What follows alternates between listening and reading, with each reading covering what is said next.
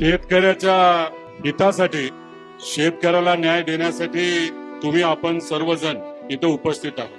खऱ्या अर्थाने सामान्य लोकांच्या पाठीमागे भक्कमपणे उभा राहण्याची भूमिका आमच्या नेत्यांनी आम्हाला सांगितली आणि त्या दृष्टिकोनातून तुमच्यासाठी इथं आलेलो आहे. आज तर फक्त सुरुवात आहे आणि सरकारने आमच्या शेतकऱ्याचं नाही ऐकलं तर मग आमचे शेतकरी उद्या जाऊन या सरकारचं आणि नेत्यांचं काय करतील हे नक्कीच त्या ठिकाणी आपल्या सर्वांना कळेल. एवढंच या ठिकाणी सांगतो, लढायचं आणि जिंकायचं. रामकृष्ण हरी.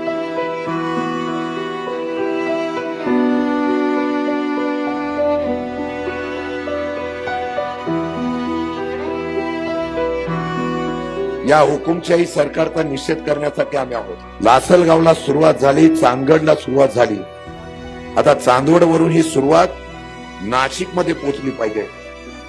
कांदा सरकार घालवतो.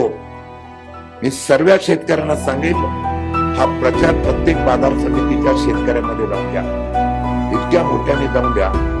तुम्ही जर प्रचार केला ना तर नाशिकचा अख्खा शेतकरी रस्त्यावर उतरेल आणि मंत्र्याला कांदे मारून त्यांना फिरून देऊ नका एवढी तुम्हाला विनंती करतोय. लढाई आपली आहोत. मी एवढंच सांगेन, या लढाईमध्ये आपल्याला जिंकायचं आहे.